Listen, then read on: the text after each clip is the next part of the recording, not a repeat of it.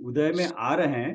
हाँ, कर्म तो सात आठों के आठों उदय में आ रहे हैं, लेकिन कर्म बंद किससे हो रहा है?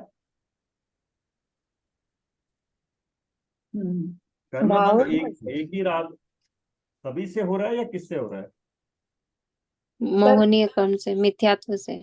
हाँ, मिथ्यात्व से। यस। तो इसलिए मिथ्यात्व को उन्होंने डिफाइन किया है, और उसके साथ राग द्वेष कषायों को भी डिफाइन कर दिया है। बाकी कर्मों के बारे में कुछ नहीं बोला है, तो उसमें भी राग और द्वेष को अलग अलग कर दिया है।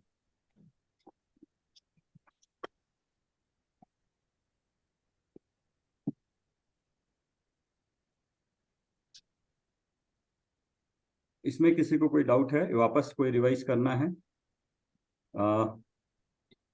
पढ़ दीजिए सर कोई। आप ये एक मुझे पूछना था। हाँ, आप ये बोल रहे थे ना कि पहले के 3 कर्म में क्षय होता है, ऐसा बोल रहे थे। वो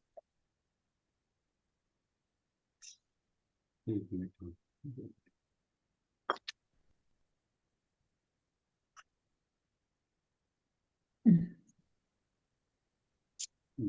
हाँ,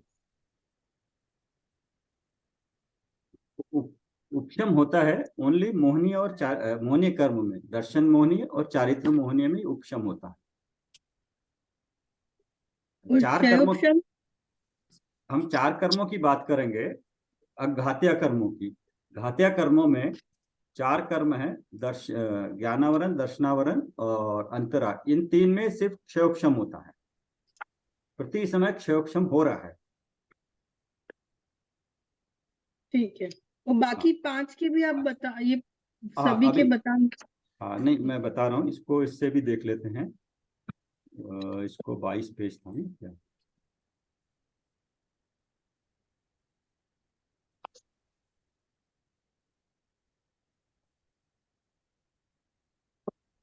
ये 22 और 24 एक को। रीड करने बोला ना बुक। हाँ, हाँ, नोट लिख के भेजो डायरी में।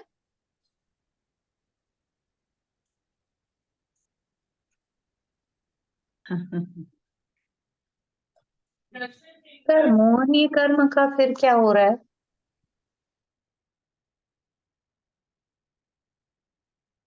हाँ, अब जिसको बोलना अनम्यूट करके बोलिएगा, मैंने सबको म्यूट कर दिया है। हाँ, सर आपने बताया कि ज्ञानावरण, दर्शनावरण और अंतराय का क्षय होता है। आप ये टेबल वाली बुक निकालिए।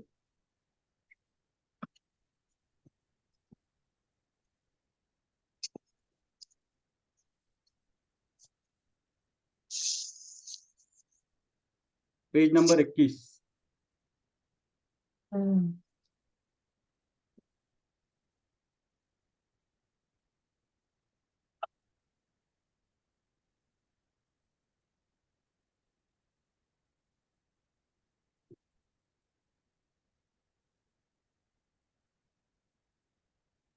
हाँ, देखिए कर्म का नंबर 3 वाला ना, नाम भेद कर्म का औपशमिक, क्षयिक, मिश्र, औदयिक, परिणामिक भाव लिखे है ना। आप इसको रेफर करके अभी आप इसके बाद बताइए मुझे क्या शंका है। कहाँ लिखा है कर्म का? Page number 3। 21 हाँ, 21 पे। पे वो टेबल में देखिए, नाम भेद कर्म तीसरा। हाँ, हाँ, कर्म ठीक है। का। हाँ, अभी औपशमिक कर्म का औपशम किस में होता है? उपशम होता है। उसमें उसके नीचे किस संबंधित कर्म है? मोहनीय। मोहनी में। ओके, उसके बाद चले जाइए मिश्र, शैक्षमिक, वो किसने में होता है? वो चारों घातिया में लिखा है। चारों में होता है। और उसके बाद क्षायिक भी चारों में होता है। अच्छा, होता है हम्म। मिश्र। और उदयिक 8 में होता है। हाँ, औदैहिक तो आठों में चल रहा है, और परिणामिक भाव तो सभी में है, तो कर्म की अपेक्षा उसमें नहीं है। बट इसमें यह बताया है कि शैक्षणिक भाव तो चारों में है, उसके बाद क्षायिक तो उसके बाद ही होता है। तो अभी हम दो बात करेंगे। औपशमिक है सिर्फ मोहनीय में है। औपशमिक ऑप्शन सिर्फ सिर्फ मोहनीय में, हाँ ठीक मोहनीय है। में है। और इसको कनेक्ट करिए फिर पेज 23 पे दिया देखिए, औपशमिक सम्यक और औपशमिक चारित्र। हाँ, ठीक है, मोहनीय के औपशमिक मतलब औपशमिक सम्यक, औपशमिक चारित्र। अभी इसके बाद अभी बाकी तीन के इस वक्त भी क्षयपशम हो रहा है। तो बाकी तीन कौन से हैं? हाँ, आपको कंफ्यूजन ऐसे होगा कि मोहनीय का तो उपशम लिखा है, फिर मिश्र में चारों ले लिया है। हाँ, तो बाकी तीन में हाँ बाकी तीन मतलब ज्ञानावनी, दर्शनावनी और अंतराय। हाँ, बाकी तीन में क्षयोपशम तो प्रति समय चल रहा है, बट हाँ, मोहनीय में औपशमिक के बाद क्षयोपशम होगा।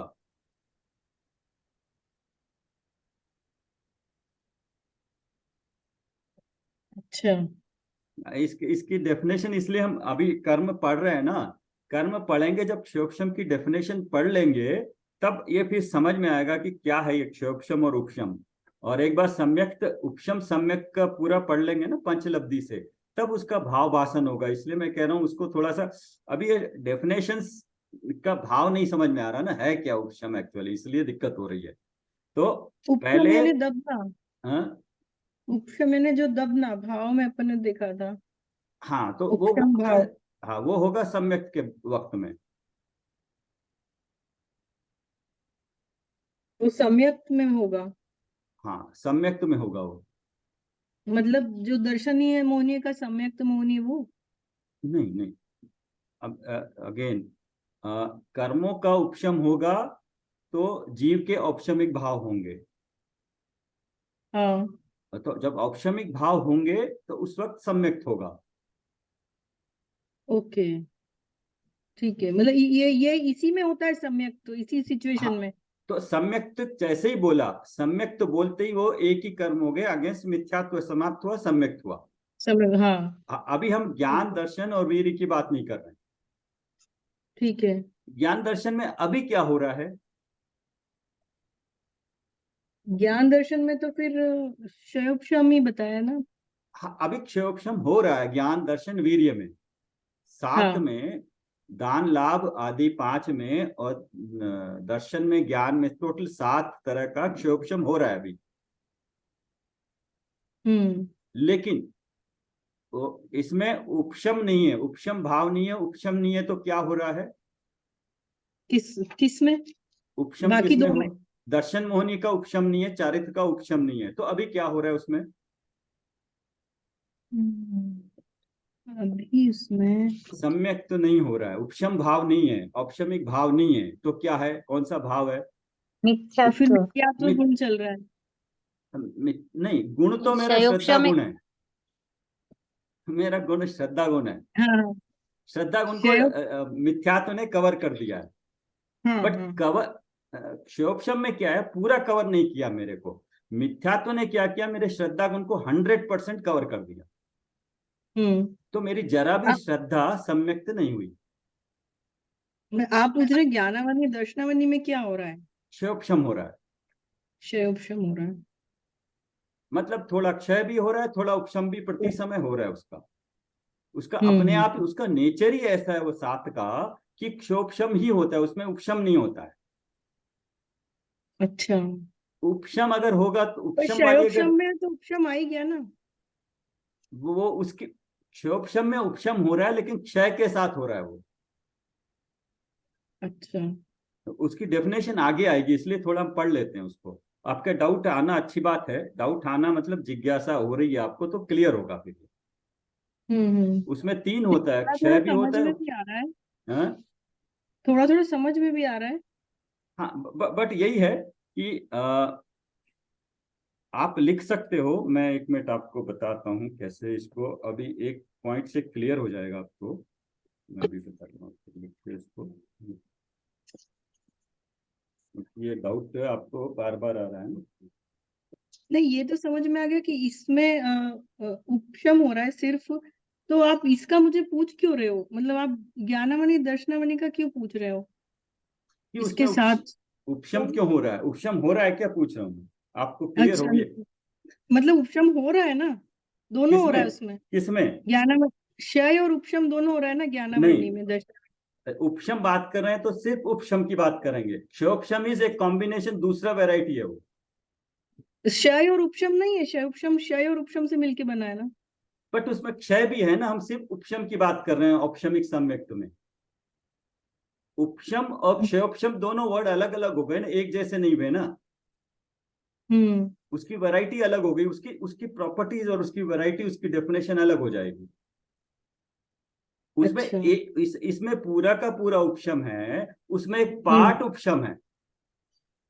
तो वो अच्छा नहीं है, मतलब मिक्स आ रहा है तो क्या मतलब है? उपशम अच्छा है, लेकिन कुछ पार्टली उपशम है तो वो तो फिर पानी गंदा ही रहा ना उसका। बट कुछ कुछ साफ पानी भी है ना। मान हम्म। लो आपको, आप कह रही हैं ज्ञान का क्षयोपशम की बजाय अभी ज्ञान का उपशम नहीं होना चाहिए। अगर ज्ञान का उपशम नहीं, क्षयोपशम नहीं होगा तो क्या होगा? हमारा ज्ञान पूरा का पूरा सम्यक्त वाली और मिथ्यात्व वाली प्रॉपर्टी लगाइए कि मिथ्यात्व ने मेरे श्रद्धा गुण को 100% कवर कर दिया। अब मान लीजिए मेरे ज्ञान गुण को ज्ञानावर्ण्य कर्म ने 100% कवर कर दिया, तो क्या होगा? तो मिथ्यात्व ही रह गया। नहीं, हम ये ज्ञानावरण तो की सर ज्ञान जड़ गुण ही की हो बात कर जाएंगे, रहे हैं। ज्ञान ही अगर एक नहीं मिनट, हाँ रहा एक तो। मिनट प्रियंका जी, एक मिनट, इनको पॉइंट थोड़ा समझ में आ जाएगा। ज्ञानावरण कर्म का उदय हो रहा है, बट हम्म। ज्ञानावरण कर्म के कारण मैं उसने मेरे पूरे ज्ञान गुण को, मेरे ज्ञान गुण को 100% कवर नहीं किया। अच्छा। नहीं, अगर कर देगा तो क्या होगा? कर देगा तो ज्ञान गुण को कवर कवर करना है। मतलब 100% अगर मेरे ज्ञान गुण को कवर कर देगा तो क्या होगा अभी मेरा? कैसे होगा फिर? जीव कैसे रहेगा? एग्जैक्टली तो इसलिए उसका ज्ञान का क्षयोपशम होना जरूरी है। अच्छा। लेकिन मिथ्यात्व के साथ मैं रह सकता हूं, लेकिन बिना ज्ञान के मैं जीव ही नहीं रहूंगा। अच्छा, इसलिए बोल रहे हैं कि उसमें उपशम नहीं उसमें हो सकता। उपशम नहीं होता, उसमें क्षयोपशम होता है। ओके। हम्म। अभी ठीक है। अभी समझ में आया आपको? हाँ, तो उसमें फिर और फिर दर्शनावली में कैसे कंडीशन लगेगी? दर्शनावरणी में सम्यक मेरा श्रद्धा गुण है। ज्ञानावरण में ज्ञान गुण मेरा है, हम्म। मेरा ज्ञान गुण है, गुण मेरा है। हम्म। मेरा अभी अभी तक मैंने अपना पूरा गुण 100% प्राप्त नहीं किया। वो प्राप्त किया, अरंतों ने प्राप्त कर लिया पूरा, तो उनको अपना अपनी प्रॉपर्टी वापस उनको मिल गई। अभी मेरी प्रॉपर्टी पे कब्जा है किसी का, हम्म। कर्मों का कब्जा है। लेकिन ज्ञानावरण दर्शनावरण अंतराय पे ऐसा कब्जा है कि वो मेरे को थोड़ा रहने भी दे रहे हैं, वो अपना कब्जा भी करे हुए। लेकिन मिथ्यात्व का ऐसा है, वो या तो 100% मेरी कब्जा करे हुए प्रॉपर्टी पे, या बिल्कुल नहीं है। अब आप हम्म। बताइए कौन सा अच्छा है?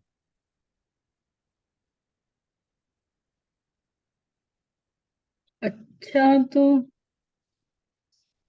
मतलब सम्यक तो गुण तो सम्यक तो अच्छा है, मिथ्या तो अच्छा थोड़ी रहा।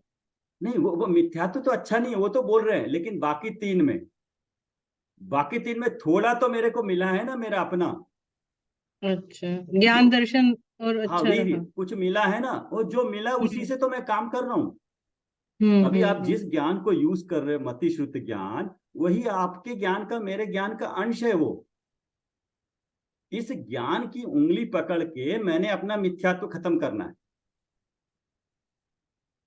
ठीक है, मतलब इसमें जो अपना मोहनीय है उसमें फिर क्षयोपशम नहीं होगा, उसमें हाँ, सिर्फ यस, उपशम होगा। यस, और यस। बाकी बाकी मोहनीय में, तीन में क्षयोपशम है। नहीं, मोहनीय में पहले उपशम होगा।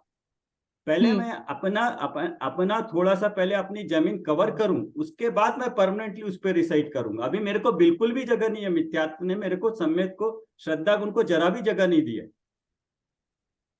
ठीक है। तो पहले थोड़ी तो मैं अपनी कवर करूं, मिथ्यात्व को मैं हटाऊं, उसके बाद फिर मेरे को क्षयक्षम होगा, फिर थोड़ा मेरा कवर होगा, थोड़ा मेरे अपने गुण पे कब्जा होगा।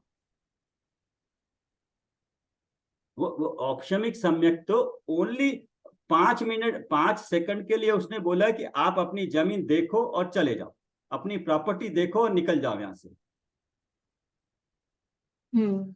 लेकिन उसके मैंने जैसे ही उसको देखा, मैंने बोला ये मेरी प्रॉपर्टी है। फिर मैंने क्या किया, और थोड़ा मेहनत किया, पुरुषार्थ किया, और फिर मैंने वहां पे फिर अपना डेरा जमा लिया, वहां क्षयोक्षम कर लिया। तो बाकी गुण के साथ मैंने वहां क्षयोपशम किया फिर। मतलब ये एक बार आपको उपशम हो गया कंप्लीट, तो वापिस आ सकता है, वापिस मिथ्यात्व आ सकता है मतलब। कुछ भी हो सकता है, लेकिन आपकी मोक्ष की टिकट रिजर्व हो गई। अच्छा। कुछ भी होगा, हम्म मिथ्यात्व आएगा, क्षयोपशम होगा, निगोदिया जाएगा, सब जगह जाएगा, लेकिन उसकी जो मोक्ष जाने की तारीख फिक्स हो गई, उसकी डेट और बुकिंग हो गई उपशम होने से एक बार उपशम होने से। उनमें उपशम होने से उसने अपने अस्तित्व को पहचान लिया। पहचान लिया। ओके। हाँ, हम्म।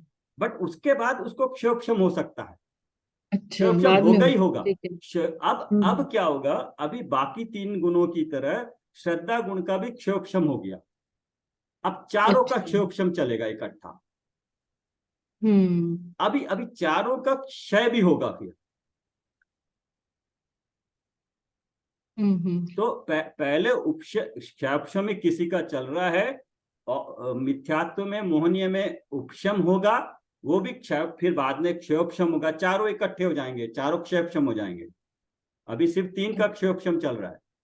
उपशम हम्म होने के बाद मिथ्यात्व चारित्र का भी क्षयोपशम हो जाएगा। अब चारों का उपशम, अब 4 कर्मों का उपशम घातिया का उस अपेक्षा से हुआ। उसके बाद चारों का क्षय होगा तो मेरे गुण पूरे मिल जाएंगे। पहले बिल्कुल ही, अभी मैं थोड़ी प्रॉपर्टी पे अपना हूं, उस पे दूसरे कर्म भी कवर्ड आपने जमाए हुए हैं। उसके बाद उनको पूरा मैंने समाप्त किया, तो मेरा अपना पूरा गुण मुझे मिल गया, चारों क्षय हो गए, कर्मों को पूरा क्षय कर दिया, पूरी मेरे अपने गुण 100% मुझे मिल गए, अनंत दशा हो गई। ठीक है। ठीक है, हाँ। ठीक है, ठीक है। ये मैं कोशिश कर रहा हूँ समझाने की, बट आपका डाउट जैसे आता है वैसे समझा सकते हैं, नहीं तो बनाना ये 3-4 चीजों को मिला के यहाँ पे दिया हुआ अच्छा है। वैसे आप इसी को अभी नहीं, औपशमिक बहुत भाव अच्छे 2 ही से है। आ रहा है। हाँ जैसे आज आप पढ़ती हूँ, फिर आप वापिस तो पढ़ती हूँ, फिर वापिस पूछती हूँ, तो क्लियर तो हो रहा है। हाँ, नहीं एक बार में नहीं होता ये उपशम जो है। हाँ, सो एक बार पहली, में। अभी तो मैं आपको सिंपल एक स्थूल भाषा में उसका मीनिंग समझाया हूँ, बट उसकी टेक्निकल डेफिनेशंस के लिए थोड़ा पूरे कर्मों का जो हम कर रहे हैं ना, पढ़ाई जो कर रहे हैं, अभी 2nd चैप्टर हमारे सिलेबस में नहीं है वो, लेकिन फिर भी पढ़ रहे हैं, जिससे कि हम हमारे ये मेन उपशम और क्षयोपशम डेफिनेशन क्लियर हो, ये बार बार हर एक जगह आएगी ये। हर एक जगह आती है बार हाँ बार। हाँ, और सही। उपशम से ही धर्म शुरुआत होती है, संवर उपशम से ही होता है हमारा। वहां के बिना गाड़ी, मतलब उसके आगे जितना भी पढ़ाई कर लो, अगर उपशम नहीं हुआ है तो कुछ भी हमारा फायदा नहीं हुआ है। मेहनत तो पूरी होगी, लेकिन उपशम की ओर दृष्टि करके नहीं होगी तो कोई हमारा काम नहीं होगा, हमारा मिथ्यात्व समाप्त नहीं होगा, सम्यक्त नहीं प्राप्त होगा। तो इसलिए सम्यक को जानने के लिए कर्मों की अपेक्षा से बहुत अच्छी तरह समझ में आता है बाद में।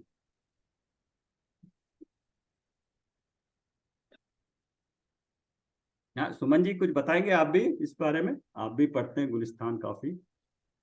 हाँ, नहीं, बहुत अच्छे से आपने क्लियर किया है। मैं कल स्टार्टिंग में एक बार और क्लियर करूंगी, हाँ तो हाँ, थोड़ा आगे पढ़िए। अभी आप कहें तो अभी बताओ बताइए जितना। बताइए, हाँ बताइए। हाँ, अम, 8 कर्म प्रकृतियां 8 तरह की है, हम्म जिसमें 4 घातिया कर्म है, 4 अघातिया कर्म है।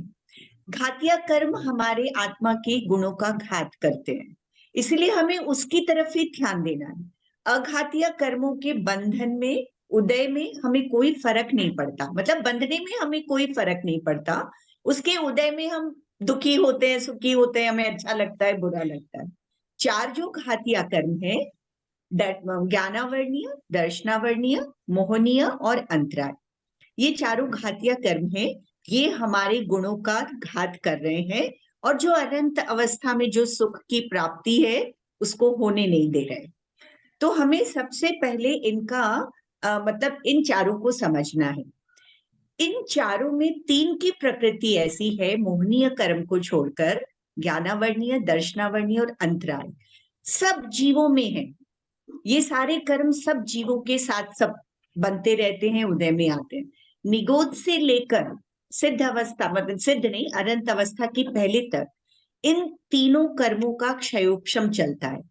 क्षयोपशम का अर्थ है ये तीनों कर्म, कुछ उदय में, कुछ क्षय रूप, कुछ उपशम रूप, तीनों क्षय उपशम, क्षयोपशम, क्षय उपशम, कुछ कुछ क्षय होता है, कुछ कुछ उपशम होता है, और उदय है वो इसमें छुपा हुआ है वर्ड, और कुछ कुछ उदय आती है। जो उदय आती है कर्म प्रकृतियां, उससे हमको ज्ञान हो रहा है, दर्शन हो रहा है सभी जीवों को, और अंतराय शक्ति मिल रही है उनको जानने देखने की, सब कुछ भोगने की, उपभोग करने की। तो ये तीनों में ये क्षयोपशम की अवस्था प्रति समय चलती रहती है। अगर ये न चले तो पूरा का पूरा ज्ञानावरण का उदय आ जाएगा, जीव जड़ बन जाएगा। लेकिन प्रकृति की ये ऐसी अवस्था है कि ऐसा कभी होता नहीं है, मतलब इसमें हमें कुछ प्रयत्न नहीं करना पड़ता, ये तीनों का क्षयोपशम हमेशा चलता रहता है, पुरुषार्थ से कम और ज्यादा, भावों से कम और ज्यादा ऐसा होता है। अब मोहनीय कर्म है जिससे हमारे कर्म, जो कर्मों के बंधने में सबसे बड़ा कारण है, मोहनीय कर्म, जिसका एक है दर्शन मोहनीय, एक चारित्र मोहनीय। दर्शन मोहनीय में मिथ्यात्व आया। ये जो मिथ्यात्व है ये जब तक रहता है हमें सही स्वरूप को जानने नहीं देता, हमारे श्रद्धा को, हमारे ज्ञान, मतलब किसी भी स्वरूप को सही समझने नहीं देता। जो अभी जैसे हमारी भूमिका में मिथ्यात्व की अवस्था चल रही है, तो इसका क्या, इसका क्षयोपशम नहीं होता। मोहनी है घातिया कर्म, मोहनीय कर्म में क्षयोपशम शुरू में नहीं होता। या तो हमको मिथ्यात्व का नाश करना पड़ेगा, तभी वो सम्यक्त्व हमारा, मतलब सम्यक्त्व हमारा श्रद्धान होगा, सही स्वरूप को हम समझेंगे। तो पहले हमको उपशम करना पड़ता है, मतलब हमको सही स्वरूप को समझकर उसको दबाना पड़ता है कि अब तुम बैठो, अब मुझे सही स्वरूप समझ में आने लगा है। उसके बाद उसका क्षयोपशम चलता है, उसके बाद हम उसका क्षय करते हैं, चारों का क्षय करते हैं, वो अनंत अवस्था है। तो वो उपशम अवस्था, उपशम सम्यक्त्व, जब मिथ्यात्व खत्म हुआ तो औपशमिक सम्यक्त्व हुआ। औपशमिक सम्यक्त्व बहुत थोड़े से काल के लिए होता है, उसके बाद सम्यक्त्व का क्षयोपशम चलता रहता है, क्षयोपशमिक सम्यक्त्व चलता रहता है, वो बहुत लंबे काल तक हमारे साथ रहता है, जैसे बाकी के तीन जो घातिया कर्म है, फिर चारों एक साथ चलते रहते हैं।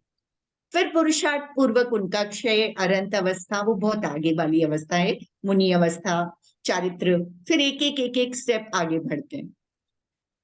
बहुत बढ़िया, बहुत बढ़िया आपने, बहुत अच्छे बिल्कुल से क्लियर। बताया हाँ आपने। हाँ, यस, बिल्कुल आपका क्लियर है। तो अभी अभी कुछ हाँ, विनीता जी, मुझे एक और हाँ पूछना था, हाँ बिल्कुल थोड़ा पूछिए, ये जब होता तक है क्लियर नहीं होगा। हाँ हाँ, तो सुमन जी, जैसे आपने बोला, मतलब कि फिर जो जैसे निगोदिया जीव है तो उनमें फिर मोह नहीं रहता? सब रहता है, चारों में मोह नहीं चारों में। रहेगा तो वो अनंत अवस्था माननी पड़ेगी ना उनकी। सभी जीव में जब तक मोहनीय कर्म का है उनके साथ, तब तक वो संसार अवस्था में है। नहीं, स्टार्टिंग जिस में भी आप बोले जीव था कि 3 कर्म सभी में रहते हैं, सभी जीवों में रहते हैं, तो ये चौथा भी तो नहीं, इन रहेगा ना? 3 कर्मों का क्षय उपशम, क्षय अच्छा, उपशम। ये भाव के हाँ हाँ संदर्भ में बात करते हैं। अच्छा अच्छा। हाँ। हम्म। क्षयोपशम सभी जीवों में 3 का क्षयोपशम कम ज्यादा अलग हो सकता है, लेकिन क्षयोपशम हर जीव में हो रहा है 3 का।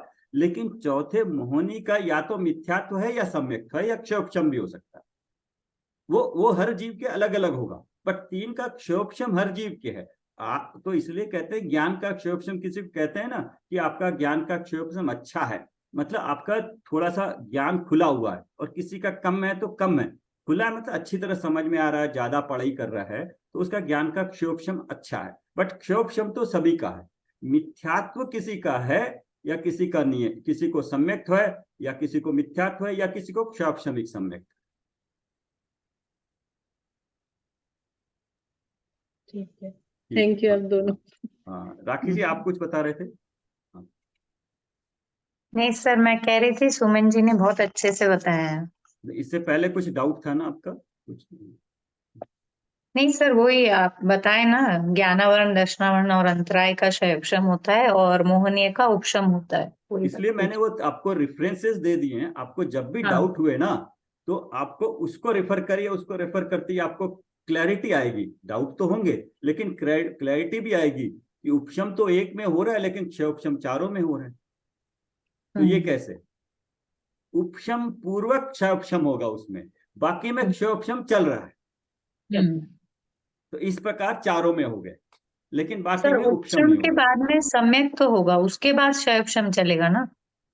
इसको हम थोड़ा जब ये डाउट आप नोट करके रख लीजिए, ये डाउट क्लियर होगा आपका पंचलब्धि से जब सम्यक्त हो जाएगा या इसमें चौथे गुण स्थान में पहुंच जाएंगे तो आपका डाउट अपने आप क्लियर हो जाएगा। अभी उसको क्लियर करने में थोड़ी दिक्कत होगी। ठीक है सर। हाँ, जब मिथ्यात्व दब जाता है तो सम्यक्त हो जाता है, उपशम सम्यक्त।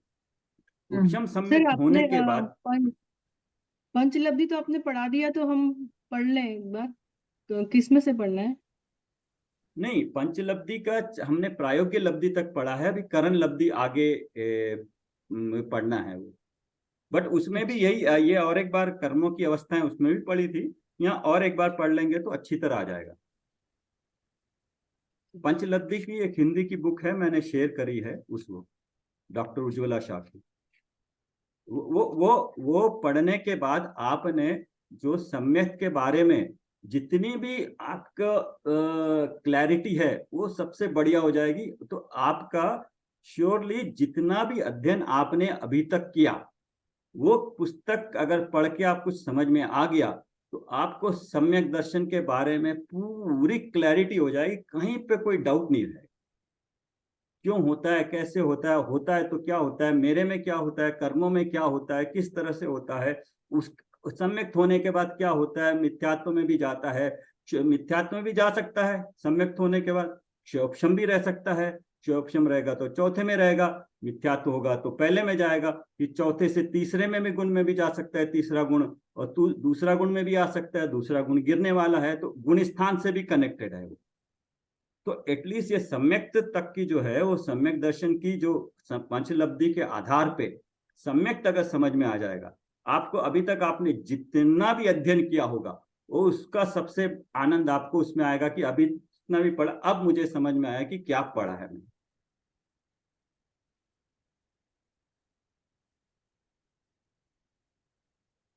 ठीक है, तो एक तो 8 कर्म की प्रकृति देख ली, अभी प्रकृति हो गई। उसके बाद मोह राग द्वेष अलग बता दिया। मोह का डेफिनेशन तो लिखा है, मोह मतलब जैसी जैसी वस्तु है उसको वैसे समझना नहीं मोह है। वस्तु का जो स्वभाव है उसको नहीं जानना, और जब जानेगा नहीं तो उस पर श्रद्धा नहीं करेगा, ऐसा है, उसके विपरीत मान्यता होगी उसकी। तो विपरीत में किस किस को भी विपरीत मानता है वो हमने नए के अपेक्षा से भी देख लिया था। उसके बाद जिस चीज को मैंने सही तरीके से नहीं जाना तो क्या हो गया, फिर उस चीज के प्रति, पर के प्रति, उस पर के प्रति प्रत्यक्ष पर जो भी कुटुंबीय और परिग्रह है या शरीर है या पुण्य पाप, उसमें मेरे फिर या तो बुद्धि अच्छी होगी, मैं चाहूंगा कि वो मेरे बने, और कुछ ऐसी चीजें होगी, बीमारी होगी, मैं चाहूंगा कि ये दूर जाए मुझसे। तो किसी के प्रति राग होगा, किसी के प्रति द्वेष होगा, तो वो भाव अलग अलग है, कुछ भाव राग के हैं, कुछ भाव द्वेष के हैं। तो उनको मोह राग द्वेष मोह के कारण है। तो इसलिए मोह मतलब राग द्वेष मतलब कषाय, दोनों को मिला के, दोनों को मिला के कषाय है। बट कषाय कुछ शुभ वाली होती है, कुछ ये अशुभ वाली, या कुछ राग में आती है, कुछ द्वेष में आती है। तो हमें कषायों पे कुछ नहीं करना है, हमें करना तो अपने स्वरूप को जानने का प्रयत्न करेंगे। जब हमने पर को पर रूप भाषित किया और पर में एकत्व, ममत्व, कर्तृत्व, भोक्तृत्व बुद्धि छूटी कि पर का मैं कुछ नहीं कर सकता, तो फिर हमें पर में ना राग होगा ना द्वेष होगा। जैसा है अपना जो भी संयोग है उसको संयोग मान के हम समता भाव धारण कर पाएंगे। इसलिए हमें राग और द्वेष में कुछ नहीं करना है, हमें करना यहाँ पे जो एफर्ट करना है मिथ्यात्व को दूर करने में, मिथ्यात्व को दूर करने के लिए कर्म है, उसमें हमें कुछ नहीं करना। हमें अपने जो श्रद्धा गुण है उसको बढ़ाना है, उसको बढ़ाने के लिए हमें अपना ज्ञान में अपने को अपना स्वरूप जानना पड़ेगा। तो वो यहाँ पे इसका आप देखोगे तो इसको यहाँ से भी पता लगता है। ये जो पेज नंबर ये 7 पे जो शास्त्र अभ्यास से लाभ के पॉइंट लिखे हैं ना 21, इसको आप बार बार पढ़िएगा। जब भी कुछ भी नहीं है आपके पास, इसको बार बार पढ़िएगा, आपको स्वाध्याय की उसमें ज्ञान से ही सम्यक दर्शन उत्पन्न होता है। लास्ट एक में ज्ञान से मोक्ष तो होता है, बट ज्ञान से ही सम्यक दर्शन उत्पन्न होता है। लास्ट पॉइंट देखा है? तो अभी आप पूछोगे ज्ञान तो ज्ञान गुण है, एक गुण दूसरे गुण में कुछ नहीं कर सकता, तो ज्ञान से सम्यक दर्शन श्रद्धा गुण है, वो कैसे हो जाएगा? क्वेश्चन आएगा तो अगर आपको आना चाहिए। हम बोलते हैं ना, एक गुण दूसरे गुण का कुछ नहीं करता, एक द्रव्य दूसरे गुण का, एक पर्याय दूसरी पर्याय कुछ नहीं कर सकती। यहाँ पे लिखा है ज्ञान से सम्यक दर्शन उत्पन्न होता है, और सम्यक दर्शन मतलब श्रद्धा गुण का कार्य है, और ज्ञान ज्ञान गुण अलग है। तो ये कैसे होगा? तो काम हमें करना है ज्ञान, ज्ञान से ही तो हमें प्राप्त करना है ज्ञान, और ज्ञान मिलता हमें शास्त्र अभ्यास से, और जो हम कर रहे हैं। तो ज्ञान से सम्यक दर्शन इस अपेक्षा से है कि श्रद्धा जो है ज्ञान को फॉलो करती है। श्रद्धा को नहीं मालूम, अंधी कहते हैं उसको, श्रद्धा अंधी है, वो ज्ञान की लाठी पकड़ के चलती है। तो जहां ज्ञान ले जाएगा उसको, श्रद्धा वहां वहां जाएगी। तो ज्ञान में जो भी सुबुद्धि दुर्बुद्धि होगी ना, श्रद्धा उसको अपना मानेगी। अगर हमने ज्ञान में अगर क्लैरिटी ला ली कि 6 द्रव्य 7 तत्व की और पूरे द्रव्यों के बारे में क्लैरिटी हमें हो गई और निर्णय हो गया, तो फिर श्रद्धा भी उसको फॉलो करेगी। तो हमारी श्रद्धा अपने आप अपने गुण पे, अपने स्वरूप को, ये मैं, अच्छा ये मैं हूं, ऐसी श्रद्धा होगी। इसलिए ज्ञान में पहले निर्णय होना चाहिए कि मैं कैसा हूं, और सारा वो शास्त्र अभ्यास है। इसलिए उस अपेक्षा से जहां ज्ञान का निर्णय होगा ज्ञान में कि मैं कैसा हूं, वो निर्णय होते ही श्रद्धा भी मान लेगी कि अच्छा ये मैं हूं। हमारी श्रद्धा में अपना स्वरूप, अच्छा ये मैं हूं, ज्ञान बताता है कैसा स्वरूप है मेरा, ज्ञान स्वरूप को बताता है, श्रद्धा उसको मानती है अच्छा ये मैं हूं। दोनों में थोड़ा तो जो मैं हूं से पहले सारा ज्ञान का कार्य है। तो ज्ञान पूरा पढ़ने से आता है, स्वाध्याय करने से, चिंतन मनन से आता है, और निर्णय करने से। पढ़ने के बाद भी निर्णय करना चाहिए कि हाँ ऐसे हैं, मानना चाहिए उसको, तब जाके फिर श्रद्धा उस पर पक्की होगी। तो ये हुआ इसका। तो 8 कर्म प्रकृतियां हो गई, मोह राग द्वेष हो गया। तो राग द्वेष कषाय को हमें कह सकते हैं कि कषाय कुछ कम करें, गुस्सा कम करें, लेकिन गुस्सा कम नहीं कर सकते। गुस्सा उदय में आएगा तो वो होगा ही होगा, लेकिन कम करना हो तो उसकी जो है सो उसका स्विच यहाँ पर है, ज्ञान में उसका स्विच यहाँ पे है, लाइट जलेगी राग द्वेष में। लाइट जलाने के लिए लाइट के बल्ब को टच करने की जरूरत नहीं है, उसका स्विच नीचे है, स्विच को ऑन ऑफ करिए लाइट जल जाएगी। तो ज्ञान का स्विच ऑन करिए, ये राग द्वेष अपने आप कम होंगे। कर्मों की 10 अवस्था हैं, पढ़ लीजिए कोई इसको, 7 नंबर।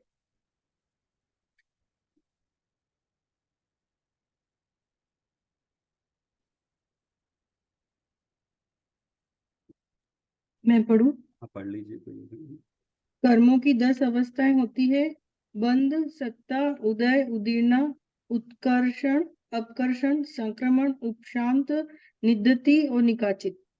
हाँ ये हमने पढ़े थे। तो बंद के बारे में पढ़ा था, बंद में फिर 4 पढ़े थे, 9 नंबर पढ़ लीजिए एक बार। बंद के 4 भेद। बंध के 4 भेद है: प्रकृति, प्रदेश, स्थिति और अनुभव। यस। और प्रकृति का मेन वर्ड क्या था? प्रकृति में स्वभाव, टाइप।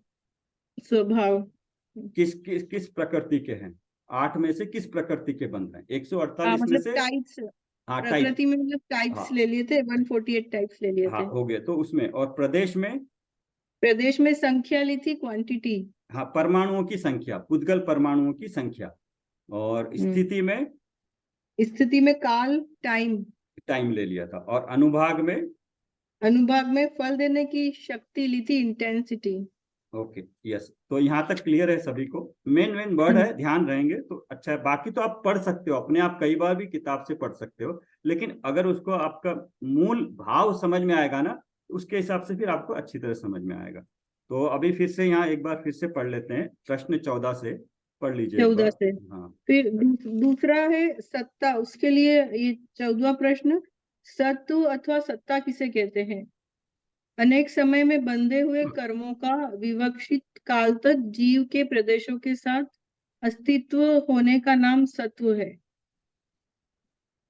अभी दूसरा था सत्ता। सत्ता में मतलब बंधने के बाद, मतलब कर्म किस तरह से पुद्गल परमाणु का बिहेवियर कैसे होता है। हम तो अपना तो परिणाम करते हैं, हम तो अपने भाव करते रहते हैं, लेकिन कर्मों में प्रति समय ये हो रहा है। हमें शायद समझ में ना आए, लेकिन केवली के ज्ञान में आया है और उन्होंने बताया, और ये प्रति समय हो रहा है। हमारी सत्ता में, हमारे सत्ता में मतलब हमारे एक क्षेत्राओं का संबंध है ना, वहां पे अनंत परमाणु पुद्गल के जुड़े हुए हैं, उनकी सत्ता में है अभी मेरे साथ। हर वक्त जहां जाता हूं वो मेरे साथ चलते हैं, कभी छोड़ते नहीं है। शरीर छूट जाएगा लेकिन वो परमाणु नहीं छूटते, एक भाव से दूसरे भाव तक साथ में। तो सत्ता है उनकी अपनी। ओके, ये दूसरा सत्ता हो गया। तीसरा हो गया उदय।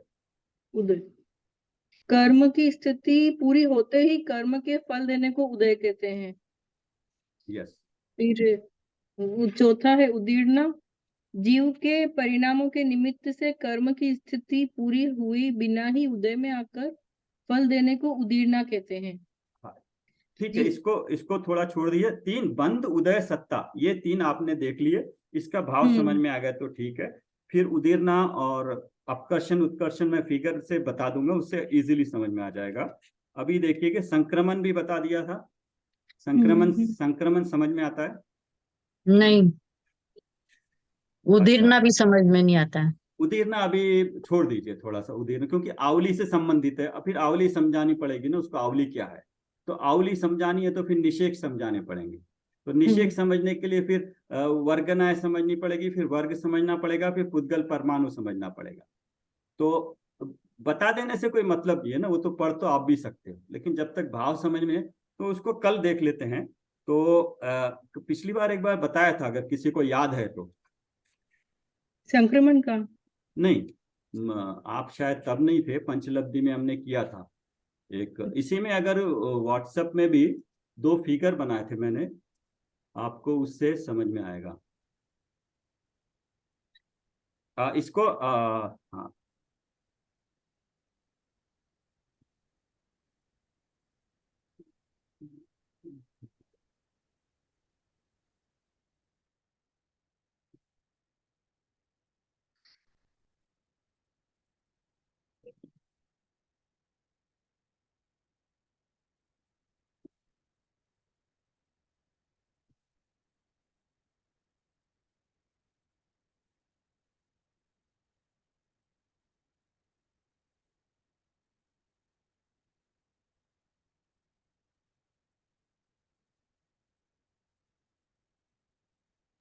हाँ, सुमन जी तब तक संक्रमण का पढ़िए, मैं वो पेज शेयर करता हूँ, तब तक आप पढ़ के अगर कुछ आप समझाइए इसको, संक्रमण को। संक्रमण किसे कहते हैं? विवक्षित कर्म प्रकृतियों के परमाणुओं का सजातीय अन्य प्रकृति रूप परिणमन होने को संक्रमण कहते हैं। संक्रमण है कि जैसे हम भाव कर रहे हैं, कर्म की प्रकृति नहीं, बंधे हुए कर्म तो बंध गए, उसके बाद जब हम परिणाम करते हैं तो सजातीय प्रकृति रूप परिणमन, एक जैसे इसके आगे पढ़ते हैं, उसमें एग्जाम्पल दिया है। जैसे विशुद्ध परिणामों के निमित्त से पूर्वबद्ध असातावेदनीय प्रकृति के परमाणुओं का सातावेदनीय रूप तथा संक्लेश परिणामों से सातावेदनीय के परमाणुओं का असातावेदनीय रूप परिणमन होना। संक्रमण है कि अपनी ही कर्म प्रकृति का एक दूसरे रूप संक्रमित होना। जैसे हमने जीव ने भाव किए तो उसका जो सातावेदनीय बना हुआ है वो असातावेदनीय में परिवर्तित हो सकता है। उसके अच्छे भावों से असातावेदनीय कर्म जो बंधी हुई है वो सातावेदनीय में संक्रमित हो सकती है। संक्रमण समझ में आया? वंदना जी और कल्पना जी, आपने पूछा था ना। हाँ, इसको अभी आप आइए पेज नंबर 28 पे, जो सम्यक ज्ञान चंद्रिका, ये गुण स्थान वाली, पेज नंबर 28 पे सीरियल नंबर 10 है, जो तत्काल गुण है ना, सातिशय पुण्य का बंध होता है।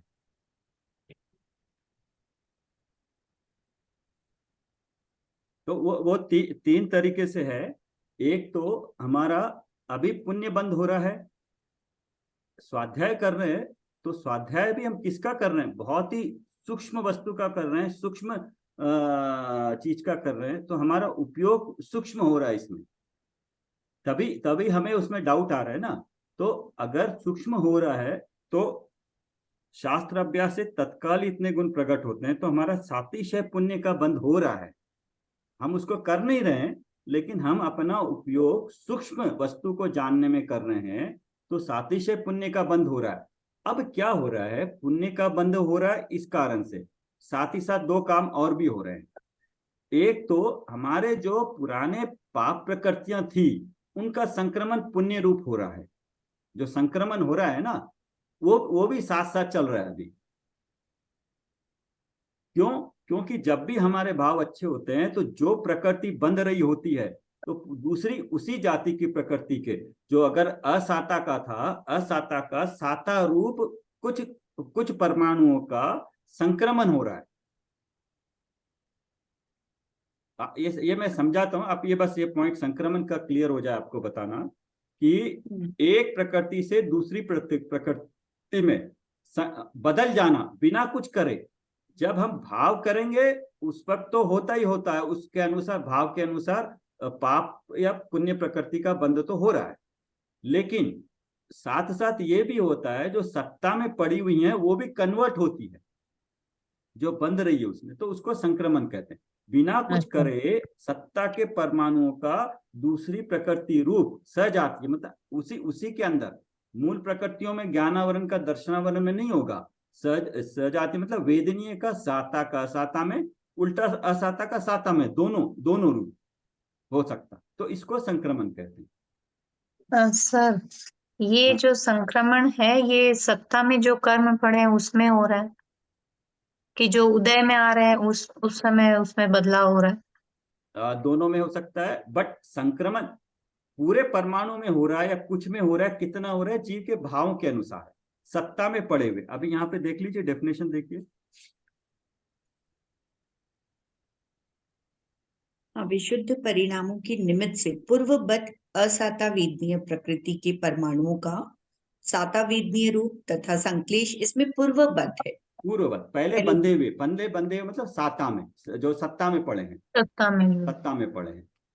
बट सत्ता में जो पड़े हैं उसमें एक्चुअली जब कन्वर्ट होते हैं, कौन से वाले कन्वर्ट हो गए, नजदीक उदय में आने वाले कन्वर्ट हो रहे हैं तो वो उदय में आके निकल जाएंगे।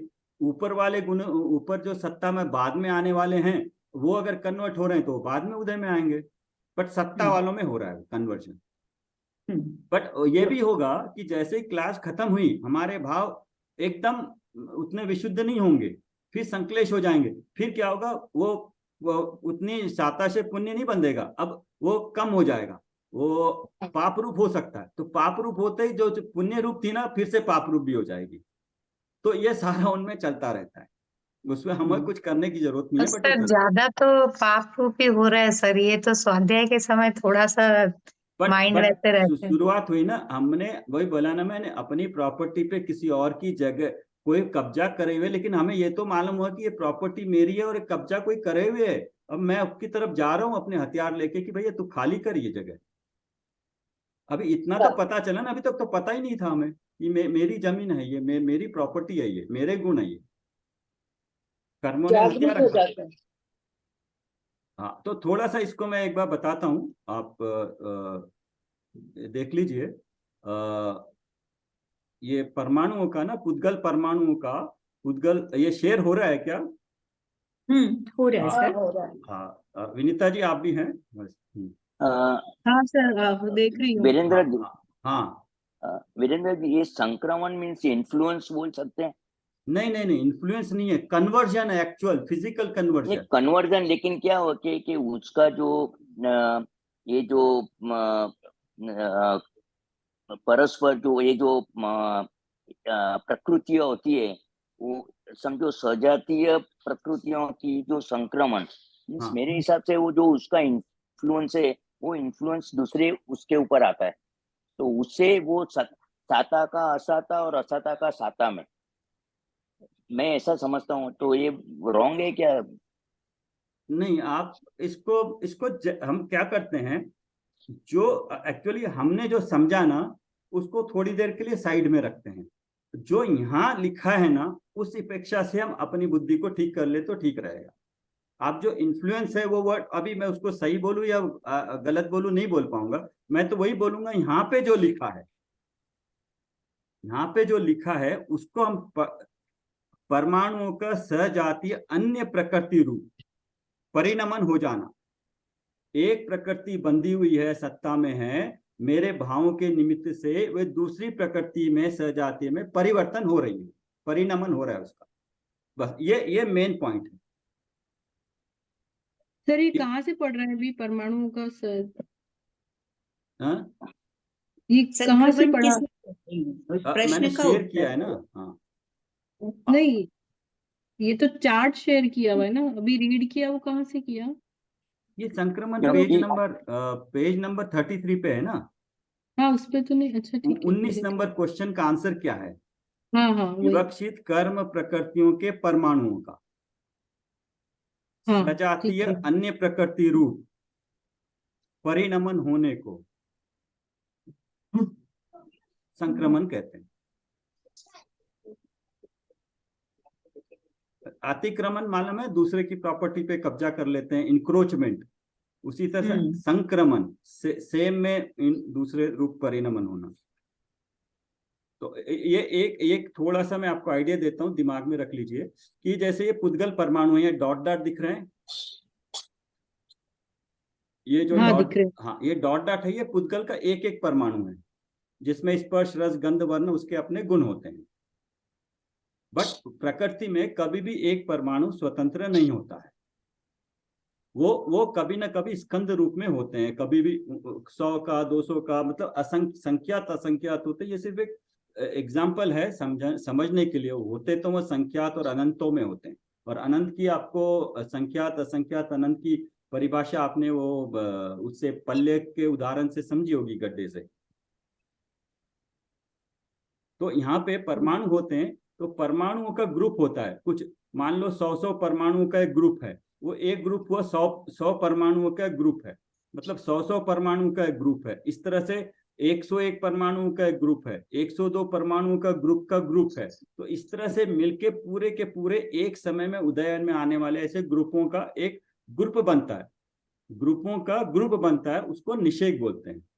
वो निषेक जब उदय में आते हैं तो निषेक को हम ड्रॉ करते हैं ऐसे एक एक लाइन में, नीचे आने वाला एक लाइन, मतलब एक समय में उदय में आने वाला, उसके बाद अगले समय में उदय होने वाला एक दूसरी आड़ी लाइन से, फिर तीसरी चौथी पांचवी, ऐसे आगे आगे समय में उदय में आने वाले जो परमाणुओं का टोटल ग्रुप है, वो एक एक ग्रुप है, टोटल मिला के इस तरह से उस समय में उदय में आ रहा है। तो अभी ये लास्ट वाला जो है ना, ये अभी उदय में आ रहा है, हमें ये उदय में आ गया, नेक्स्ट ये रेडी है, नेक्स्ट वाली लाइन में जितने परमाणु है वो उदय है। ये एक्चुअली रिप्रेजेंटेशन है कि परमाणु किस तरह से सत्ता में पड़े रहते हैं। तो अभी जो उदय में आ रहा है वही अभी एक्टिव है, बाकी सारे के सारे सत्ता में पड़े में कुछ नहीं हो रहा है। उनमें क्या हो रहा है, उसमें उत्कर्षण अपकर्षण और संक्रमण हो रहा है। तो ये बस एक जानिए कि इस तरह से परमाणुओं का ग्रुप और फिर ग्रुप का बड़ा ग्रुप, और ऐसे ग्रुप का एक समय में जितने होते हैं एक ग्रुप में एक समय में, उनको निषेक कहते हैं। बस इतना अभी हाँ। जान लीजिए। और इस तरह से वो इनकी अगर हम रिप्रेजेंटेशन करें एक डायग्राम के द्वारा, बट एक्चुअल में हमारे शरीर में तो जहां तहां पड़े हुए हैं, लेकिन कोई परमाणु हाथ पे है जो अभी उदय में आ रहा है, कोई परमाणु पैरों के वहां पे आत्म प्रदेशों में वो अभी उदय में आएगा, कुछ परमाणु कहीं कहीं पे पूरे बिखरे हैं ना, पूरे शरीर के आत्म प्रदेशों से जुड़े हुए हैं परमाणु। तो अलग अलगों की एक समय में उदय आने वालों की एक एक लाइन बनाएंगे, तो ऐसे एक एक समय में उदय में आने के लिए वो तैयार है। ये उदय में आएगा, साथ ही साथ बंद रहा है, बंद में से इसमें से जुड़ते जा रहे हैं, पूरे एक ही जगह नहीं जुड़ रहे हैं, पूरे समयों में बिखरे जाते हैं, वो जुड़ते चले जाते हैं। बस ये इतना जान लीजिए। इस तरह से परमाणुओं को निषेक बोलते हैं, जो स्थिति में पड़े हैं सत्ता में, परमाणु का जो ग्रुप है एक एक समय का, उसको निषेक कहते हैं। इतना समझिए अभी, फिर बाद में हम पढ़ते पढ़ते और देखेंगे। तो इसको ये जब फिगर से समझते हैं तो हमें अच्छी तरह से समझ में आता है। ये पूरा कर्णन योग में अच्छी तरह से दिया हुआ है, इसलिए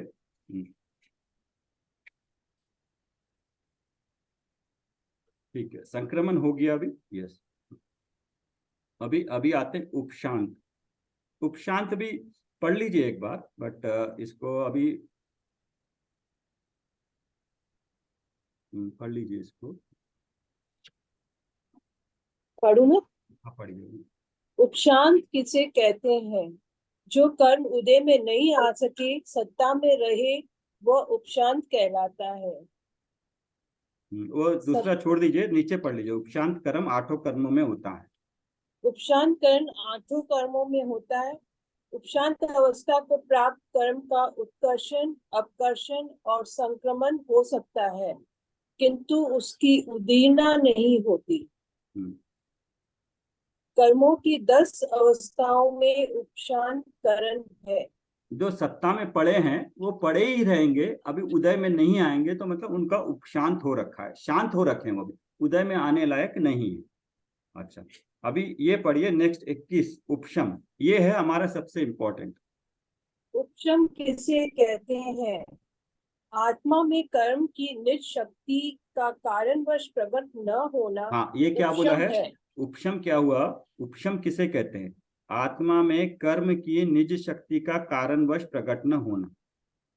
जो आत्मा में कर्म की निज शक्ति जो है, उसको जो कर्म है ना, मिथ्यात्व कर्म, उसकी शक्ति प्रकट नहीं हो गई है, मतलब उपशम हो गया उसका। वो अपनी अपनी शक्ति नहीं दिखा पा रहा है, तो क्या हो रहा है? मेरा गुण प्रकट हो रहा है। तो कर्म की निज शक्ति का कारणवश प्रकट न होना उपशम है। जैसे कतक आदि द्रव्य के संबंध से जल में कीचड़ का उपशम हो जाता है। हाँ, उपशम का मतलब, इसको बहुत सटीक एग्जांपल है। एक बर्तन में गंदा पानी है, उसमें हमने कुछ फिटकड़ी डाली। फिटकड़ी डालने के बाद थोड़ी देर के बाद क्या होगा? कचरा नीचे जम गया, ऊपर एकदम साफ पानी है, वो पीने लायक हो गया। उसको हम निकाल के पी सकते हैं, लेकिन क्या है, जैसे ही उसको हिल गया, वो कर्म का उदय फिर हो गया, वो फिर से गंदा हो गया। एक तो ये हुआ। और अगर हम क्षोभशम को समझना चाहें इसी को, अगर ये जो नीचे गंदा कचरा बैठा है, उसमें से थोड़ा कचरा हम निकाल के बाहर फेंक दें, तो उसका वो कचरे का क्षय ही हो गया पूरा। अब जब गंदा पानी होगा तो वो कचरा उतना कम वाला गंदा होगा अभी। तो क्या हुआ? क्षय भी हुआ, थोड़े कचरे का क्षय भी हुआ, बाहर चला गया ना, खत्म हो गया, अभी पानी के साथ नहीं है। और उपशम भी हो रखा है। क्यों? क्योंकि पानी ऊपर है और नीचे कचरा है। तो सिर्फ पानी और कचरा अलग अलग होना कुछ समय के लिए, वो है उपशम।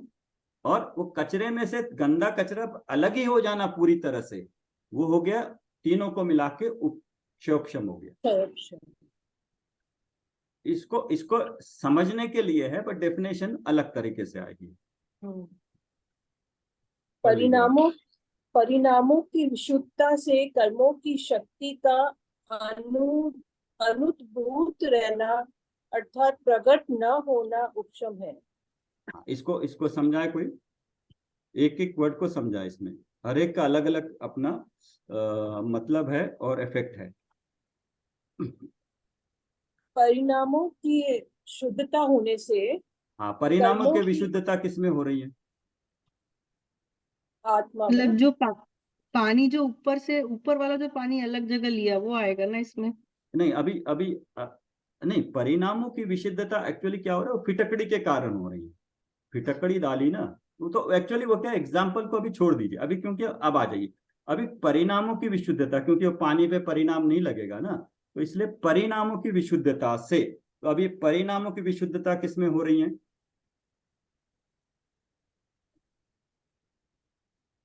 आत्मा में हो रही, उस जीव में हो रही है। जीव का पुरुषार्थ के कारण परिणामों की विशुद्धता हो रही है। अभी ये तो हो गया जीव में। अभी बता, अब देखो दूसरा पॉइंट क्या है? कर्मों की शक्ति का अनुद्भूत रहना। अच्छा, अभी क्या हो गया? नहीं, दो अलग अलग करिए। परिणामों की विशुद्धता जीव में हो रही है। हाँ। मतलब जो भी जीव पुरुषार्थ कर रहा है, उसके परिणामों की विशुद्धता हो रही है। ठीक है, अभी क्या हुआ है? अब कर्मों में क्या हो रहा है? कर्म में जीव ने कुछ किया नहीं है, जीव कर रहा है अपना परिणाम, पुरुषार्थ कर रहा है, स्वाध्याय कर रहा है, तत्व का चिंतन कर रहा है, तत्व निर्णय कर रहा है, लेकिन हो क्या रहा है? कर्मों की शक्ति का अनुद्भूत रहना। और कर्मों की शक्ति मतलब क्या है?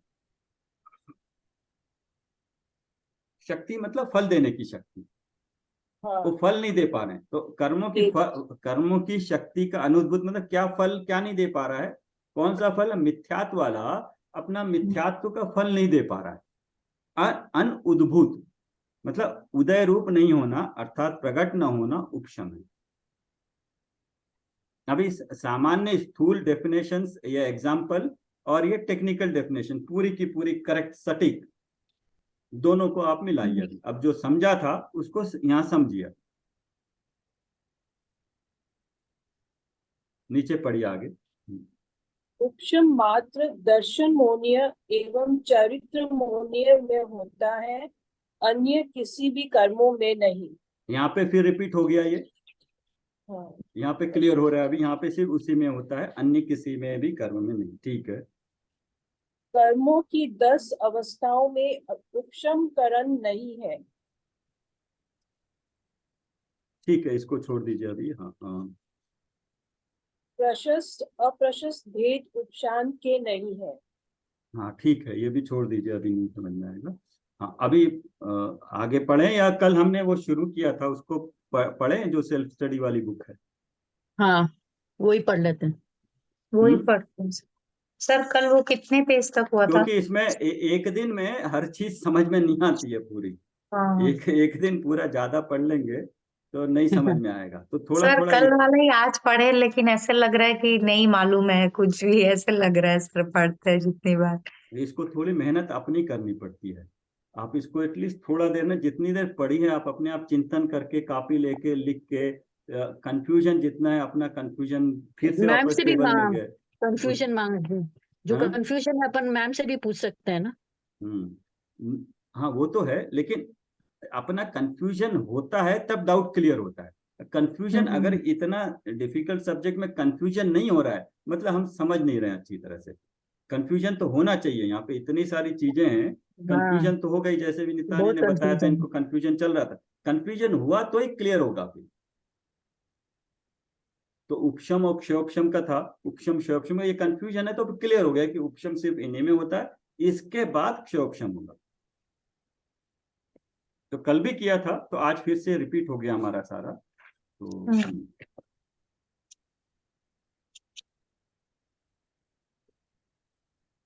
कल ये पंच कल्याणक में कितने पेज तक हुआ था? कल कुसुमलता जी बताएं। 12 हाँ 12 तक हो गया था। एक दिन तो हुआ था। 12 के आखिरी 2 बचे थे। हाँ, असल नकल का अर्थ क्या है वो पढ़ना बात। हाँ बस यहीं से यहाँ तक थे। हाँ, थोड़ा सा कुसुमलता जी एक बार सबके लिए रिवाइज कर दीजिए, मेन क्या बताया इन्होंने अभी तक।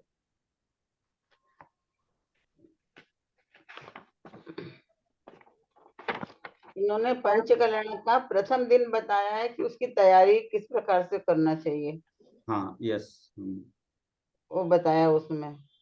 और एक दो पॉइंट उसमें बताए थे कि तब जो मूर्तियां लाके रखी है वे सब मतलब आई है, लेकिन चैतन्य होकर के जाएंगी, वो सब उनमें प्राण प्रतिष्ठा होकर जाएगी, यस। जितनी भी मूर्तियां वहां पर आई है। ठीक है, आप ये अंडरलाइन भी और कर सकते हो। हाँ हाँ, बोलिए आगे बोलिए। और उसमें जो व्यक्ति बनते हैं, जो इंद्र बनते हैं या जो भी बनते हैं, वो स्वयं अपने को इंद्र समझते हैं, और उस समय उन्हें किसी भी प्रकार का, जब तक वो विधान वहां पंच कल्याणक होगा तब तक उन्हें यदि कोई सुवा सुतक होगा तो वो नहीं लगेगा, क्योंकि वो इंद्र बन चुके हैं। यस। ये था पॉइंट एक उसमें। ये पंच कल्याणक प्रतिष्ठा महोत्सव डॉक्टर हुकुमचंद जी भारिल ने लिखी है। ये बहुत ही पुरानी है, ये करीब 1990 से लिखी है। वो हर जगह जाते थे तो वहाँ पे वो करवाते थे, अभी तो विद्वान लोग भी कराते हैं। तो उस वक्त लगा कि एक इसको अच्छी तरह पुस्तक में रूप में लिखें, तो इन्होंने पूरे पुस्तक के रूप में पंच कल्याणक के बारे में पूरा का पूरा लिख दिया। तो पंच कल्याणक एक्चुअली एक हमारा इसमें बहुत बड़ा महोत्सव होता है। महोत्सव में 8 दिन का होता है ये पूरा, और 8 दिन में हमारा जितने भी, वैसे भी जैन धर्म के जितने भी महोत्सव है वो आमोद प्रमोद खुशी खाने पीने वाले नहीं है, वो हमारे एक आध्यात्मिक विशुद्धता लाने के लिए है। संयम और तप त्याग की प्रधानता होती है इनमें। हमारे जितने भी पर्व है उसमें संयम, तप और त्याग की प्रधानता होती है। और प्रतिष्ठा में क्या होता है कि जो मंदिर में मूर्तियां होती है, जो पत्थर की मूर्ति होती है, उसमें विधि द्वारा, प्रतिष्ठा आचार्य द्वारा उनको स्थापित करते हैं। मतलब वो पत्थर की मूर्ति में जैसे हमने टेबल वाली बुक में देखा था पहले या दूसरे में, स्थापना करते हैं, नाम स्थापना, भाव स्थापना, प्राण प्रतिष्ठा करते हैं कि हम उसमें अपने तीर्थंकर के गुण उसमें स्थापित करते हैं। मतलब आज हमारे पास सिद्ध नहीं है, सिद्ध हमारे पास नहीं है, तो सिद्धों के गुण जो अरहंत हैं, जैसे अभी जितनी भी मूर्तियां हैं वो क्या है, वो अरहंत या तीर्थंकर दशा की है। लेकिन वो 24 तीर्थंकर आज के दिन तो सिद्ध हैं, हम तो उनको देख नहीं सकते। तो उनको, उनके गुणों को देखकर हम भी अपने भाव ला सके, इसलिए उनकी हम प्राण प्रतिष्ठा करते हैं। तो प्राण प्रतिष्ठा करने के बाद वो पत्थर की मूर्ति भगवान बन जाती है, तो भगवान के तुल्य हो जाती है। तो वो पत्थर की मूर्ति तो पत्थर ही है, लेकिन हम उनको देखकर भगवान के गुणों के जो स्तवन है या भगवान के बारे में जो भी है, हम अपने मन में उनके गुण स्थापित करते हैं। वो पत्थर तो पत्थर ही है, लेकिन पत्थर की मूर्ति को देख के भी हम अपने मन में अरहंत को, सिद्ध को या उनके गुणों को ध्याते हैं, चिंतन करते हैं। तो ये एक तरह से उनका अवलंबन हो जाता है। और बाद में ये भी कहा था कि एक क्वेश्चन हर एक के दिमाग में आता है कि जैसे अभी भी है, अभी भी मेरे को पता है 3 कल्याणक अभी 2 महीने में होने वाले हैं, तो हर महीने ऑल इंडिया लेवल पे कहीं ना कहीं पंच कल्याणक होते ही रहते हैं। तो कई जीवों के दिमाग में एक ख्याल आता है कि ये क्या है। जब देखो, जब पंच कल्याणक होते हैं, नए मंदिर बनाते रहते हैं, क्या पहले पुराने मंदिर टूटे फूटे, उनमें पुजारी नहीं है, उनकी देखभाल नहीं होती, मेंटेनेंस नहीं होती है। तो उसका उन्होंने अपने अच्छी तरह से ये किया है निराकरण, कि हर जगह पे जहाँ पे जीव होते हैं उनको ऐसे मंदिर, अगर कई जगह बहुत है तो वहाँ ना बनाए तो चलेगा। लेकिन आज के जमाने में जहाँ पे बहुत ज्यादा लोग एक एक शहरों में रह रहे हैं और शहरों में दूरियां दूर दूर है, हर कोई मंदिर नहीं जा सकता है, तो अपने अपने इलाके में बना रहे हैं, तो उसमें कोई गलत बात नहीं है, क्योंकि उनको हर एक को एक मंदिर चाहिए होता है रोज पूजा पाठ करने के लिए। तो उसकी अपेक्षा से कुछ भी सही बोलना या गलत बोलना सही नहीं, ठीक नहीं रहेगा। अपनी अपनी जो भी सिचुएशन होगी उस अपेक्षा से नए मंदिर बनाने में, प्रतिष्ठा करने में कोई प्रॉब्लम नहीं है। लेकिन अगर हम प्रतिष्ठा ही नहीं करेंगे, नए मंदिर नहीं बनाएंगे, तो बहुत सालों के बाद पता चलेगा कि इस पीढ़ी में ऐसे लोग थे जिनको कुछ मंदिर से, वैराग्य से कोई चिंता ही नहीं थी, अपने भोग विलास में लगे थे। तो ऐसे ही फ्यूचर के लिए भी ये मंदिर काम के लिए आते हैं। और फिर पंच कल्याणक महोत्सव क्या होता है, उसमें जैसे भगवान थे, महावीर भगवान, वो भी पहले मनुष्य पर्याय में थे, पामर थे, वो कैसे भगवान बने उसकी पूरी प्रक्रिया 8 दिन बताई जाती है। तो वो कहते हैं कि पंच कल्याणक जो अच्छी तरह से भाव से अटेंड भी करता है, तो वो उसको सम्यक दर्शन प्राप्त करने का निमित्त हो सकता है। सम्यक दर्शन जो है पंच कल्याणक प्राप्त करने में निमित्त होते हैं, तो वो भी एक है।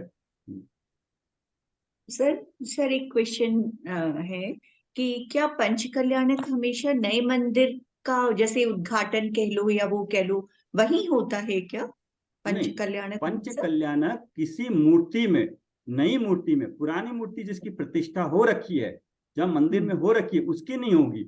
आपको कोई और नई मूर्ति, नया मंदिर में स्थापित करना हो, उसको भगवान बनाना हो, मूर्ति को, पत्थर की मूर्ति को, तो एक विधि द्वारा पंच कल्याणक प्रतिष्ठा महोत्सव के जरिए उसको पूजने लायक बनाते।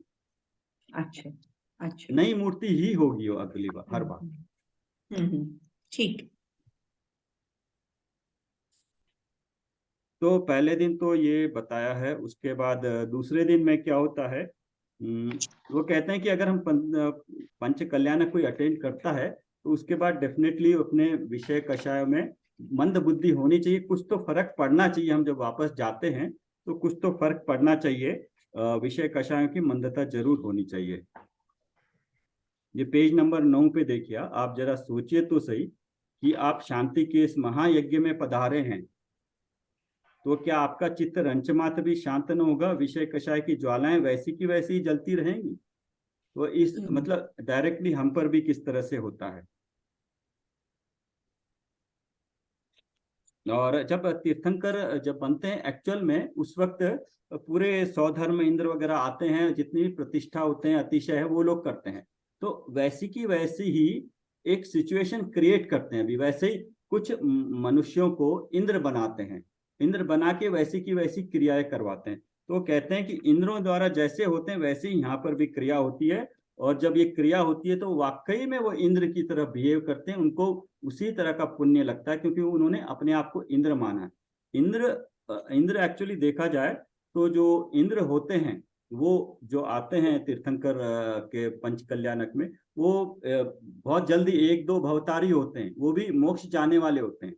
और जितने तीर्थंकर के माता पिता होते हैं वो भी 1-2 भवतारी ही होते हैं। एग्जैक्ट नहीं पता, हो सकता है शायद एक भवतारी नेक्स्ट भव से वो भी मोक्ष जाने वाले ही होते हैं।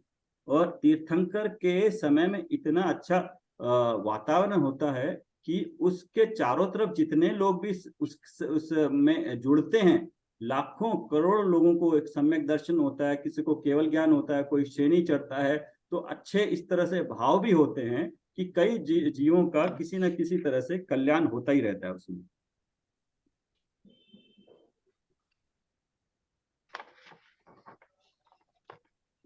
ये 11 नंबर पे दूसरे पैराग्राफ में भी दिया है। प्रतिष्ठाचार्य, छठी लाइन में, प्रतिष्ठाचार्य के निर्देशन में, एक प्रतिष्ठाचार्य होता है जो ओवरऑल इंचार्ज होता है, जो पूरे मंत्रों द्वारा प्रॉपर विधि से सारी मूर्तियों को प्रतिष्ठापना करता है। तीर्थंकरों के जीवन की कल्याणकारी घटनाओं को पात्रों द्वारा सीमित समय में पंच कल्याणों को स्टेज पर प्रस्तुत किया जाना ही पंच कल्याणक प्रतिष्ठा महोत्सव है। इसमें नाटक के सभी तत्व विद्यमान हैं। जैसे हिंदुओं की रामलीला होती है, जैनियों का अपना पंच कल्याणक महोत्सव होता है। तो इसमें इन्होंने 12 नंबर पे देखिए, तीसरे पे, ये नकली और नकल का मतलब उसकी नकल नहीं है। नकली और नकल, जो ओरिजिनल जैसे होते हैं, पंच कल्याणक सौधर्म आके मनाता है, एक्चुअल अयोध्या नगरी में आके मनाया था पहले तीर्थंकर का, वैसे ही वैसे के वैसा ही स्टेज हम अभी बना के मनाते हैं। तो इसको क्या ये नकली है या नकल है? तो डिफरेंस बताया है। नकली होती है जो कि फेक होती है, जो ओरिजिनल से डिफरेंट होती है, लेकिन ये उसकी नकल है। जो ओरिजिनल थी वैसी की वैसी ही बनाते हैं, नकल है मतलब कॉपी है, सही कॉपी है, ट्रू कॉपी है। जैसे जीरोक्स लेते हैं ना, तो वैसी उसका नकल है, ना कि नकली है। नकली होगी, फेक होगी, ओरिजिनल से उसका मिलान नहीं कर पाएंगे। और नकल होगी, ओरिजिनल जैसी है वैसी ही होगी, ओरिजिनल जैसी नहीं होगी, लेकिन उसको देख के पता लगेगा कि ओरिजिनल कैसी थी। ओरिजिनल के आधार पर ही उसको बनाया जाता है। तो ये नकली और नकल का भी उन्होंने बताया था अभी। और उसी का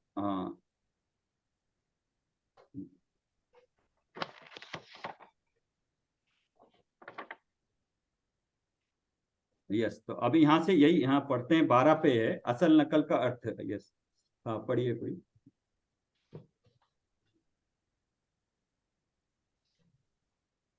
फोर्थ पैरा, असल नकल का अर्थ होता है। मैं पढ़ूं? हाँ पढ़िए। असल नकल का अर्थ होता है सत्य प्रतिलिपि।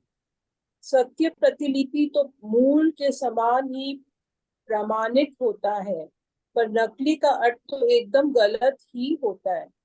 जब कोई व्यक्ति नौकरी के लिए प्रार्थना पत्र देता है, उसके साथ प्रमाण पत्र की असल नकल सत्य प्रतिलिपि भी लगाता है तो उसका काम हो जाता है। पर यदि नकली प्रमाण पत्र लगावे तो जेल जाना होगा। ये पंच कल्याणक नकली नहीं है, असली पंच कल्याणक की असल नकल है, सत्य प्रतिलिपि है, अतः इसका फल भी असली के समान ही प्राप्त होता है। नाटक भी तो नायक का असली जीवन नहीं होता, नायक के जीवन की असल नकल ही होता है। पर उसे असली के रूप में ही प्रस्तुत किया जाता है। उसी प्रकार ये पंच कल्याणक भी तीर्थंकर ऋषभ देव के असली पंच कल्याणक को की असल नकल है, पर इसे असली के रूप में ही प्रस्तुत किया जाता है। हाँ, ये बात अवश्य है कि यदि हम इस पंच कल्याणक के से असली पंच कल्याणक का लाभ लेना चाहते हैं तो हमें इस बात का पूरा पूरा ध्यान रखना चाहिए कि यह असल नकल ही हो। तात्पर्य ये है कि यह पंच कल्याणक उस पंच कल्याणक के अनुरूप ही होना चाहिए। यहाँ भी एक प्रश्न संभव है कि ऐसा कैसे हो सकता है? कहाँ असली इंद्र की व्यवस्था और कहाँ सामान्य मानवों की व्यवस्था? कहाँ असली चेतन तीर्थंकर और कहाँ अचेतन पत्थर की प्रतिमा? अरे भाई, समानता का आशय न तो वैभव और शक्ति से है और न चेतन अचेतन से है। तात्पर्य ये है कि यदि सर्वज्ञ भगवान शांत वितरागी थे तो उनकी प्रतिमा भी शांत और वितरागी छवि की होनी चाहिए। सर्वज्ञ वितरागी भगवान का उद्देश्य वितरागता का पोषण होता था, तो यहाँ भी वितरागता के पोषक व्याख्यान ही होना चाहिए। बाह्य वैभव की जगह इन्होंने जो मेन बात है वीतरागता, वो उस पे ध्यान दिया है कि वीतरागी मुद्रा भी वैसी होनी चाहिए, दिखनी भी वैसी चाहिए कि उससे कोई राग द्वेष का पोषण नहीं होना चाहिए। ये मेन चीज है, वीतरागी होना चाहिए। तो मूर्ति को अगर हम देखें तो मूर्ति भी पूरी तरह से वीतरागी होनी चाहिए।